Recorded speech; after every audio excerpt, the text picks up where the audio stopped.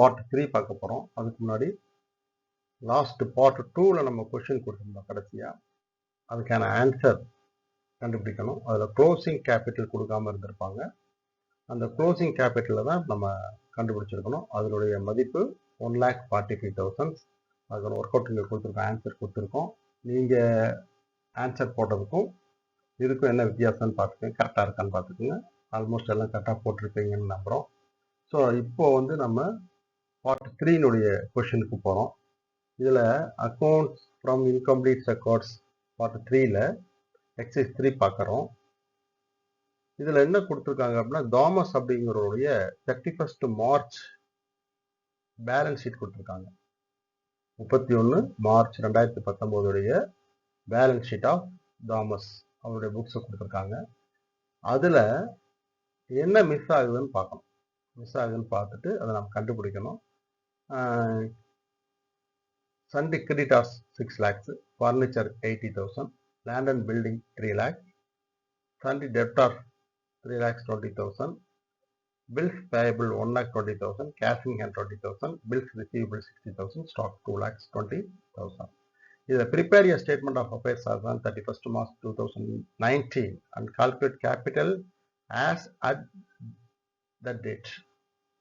So statement of affairs 31st மார்ச்சில் என்னங்கிறது கேட்டிருக்காங்க. இதில் கேபிட்டல் அப்படிங்கிறது மிஸ் ஆகுது.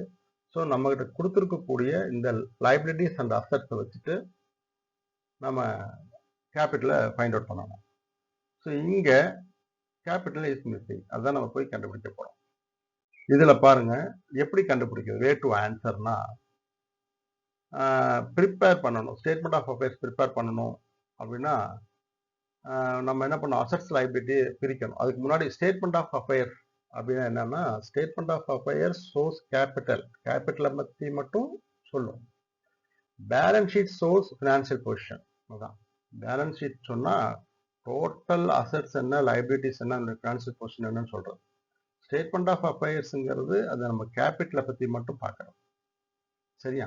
ஸோ அடுத்தது இந்த வே டு ஆன்சர் எதுக்கு, இந்த ஸ்டேட்மெண்ட் ஆஃப் அஃபேர்ஸ் கண்டுபிடிக்கிறது. அது எப்படின்னா கேபிட்டலுங்கிறது கண்டுபிடிக்கணும் இல்லையா, அதுக்கு செப்பரேட் பண்ணணும். அசட்ஸ் அண்ட் லைபிலிட்டிஸை நம்ம செப்பரேட் பண்ணணும். கொடுத்துருக்கக்கூடிய இதிலிருந்து அசட்ஸ் எல்லாம் எதெல்லாம் லைபிலிட்டிஸ் அப்படிங்கிறத பிரிக்கணும். அதுக்கப்புறமா பேலன்ஸ் ஷீட் ஃபார்மேட்டில் அதை நம்ம போட்டுட்டு அதை மிஸ்ஸிங் ஃபிகர் என்ன கேபிட்டல் என்னன்னு கண்டுபிடிக்கலாம். இதுதான் ஸ்டேட்மெண்ட் ஆஃப் அஃபேர்ஸ்னுடைய இந்த வே. இதில் பார்த்துக்குங்க, சண்டே கிரெடிட்டார்ஸ் 6 lakhs, ஃபர்னிச்சர்ஸ் 80,000 நம்ம பார்த்தோம், லேண்ட் அண்ட் பில்டிங் பார்த்தோம், sundry debtor, bills payable, cash in hand, cash, bills receivable, stock இதெல்லாம் இருக்கு.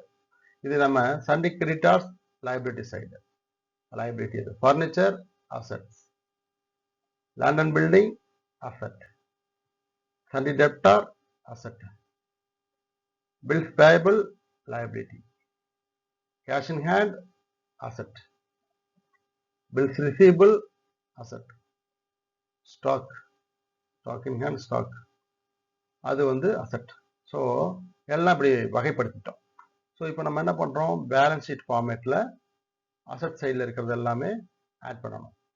ஃபர்னிச்சர்ஸு, லேண்ட் அண்ட் பில்டிங் இது எல்லாமே நம்ம ஆட் பண்ணோம்னா 10 lakhs வரும். இந்த பக்கம் லைபிலிட்டி சைடில் கிரெடிட்டார் 6 lakhs, பில்ஸ் பேயபிள் 1,20,000 போட்டு இந்த 10 lakhs மைனஸ் இந்த 7,20,000 போட்டோம்னா நமக்கு இருக்கக்கூடிய பேலன்ஸ் ஷீட் ஃபிகர் 2,80,000. இதுதான் கேபிட்டல். மிஸ்ஸிங் ஃபிகர் இதுதான். ஸோ இந்த கேபிட்டல் எவ்வளோங்கிறது கண்டுபிடிக்கிறது தான் அது. அசட்ஸ் அண்ட் லைபிலிட்டிஸ்க்கான டிஃபரன்ஸ். அசட்ஸ் ஈக்குவேஷன் தான், அக்கௌண்டிங் ஈக்குவேஷன் தான். ஓகேவா? Capital is equal assets minus liability. அதே தான். அசட்ஸு கூட லைபிலிட்டிஸை கழிச்சிட்டோம்னா நமக்கு என்ன கிடைக்கும், கேபிட்டல் கிடைக்கும். இதுதான் நம்ம இந்த சம்பளம் நம்ம பார்க்கக்கூடிய மிக முக்கியமான ஒன்று. இது வில் கெட் மோர் மார்க்ஸ். நம்ம இந்த மாதிரி ஈஸியாக மார்க்கை வாங்கிடலாம். ஸோ நெக்ஸ்ட் ஒரு சம் கொடுத்துருக்கோம். இதில் என்ன மிஸ்ஸிங் ஃபிகர்னு கண்டுபிடிச்சிட்டு, இதில் ட்ராயிங்ஸ் மிஸ்ஸிங் ஃபிகராக இருக்குது. அதை நீங்கள் கண்டுபிடிச்சிட்டு ஒர்க் அவுட் பண்ணி கமெண்ட் பண்ணுங்கள். Thank you student.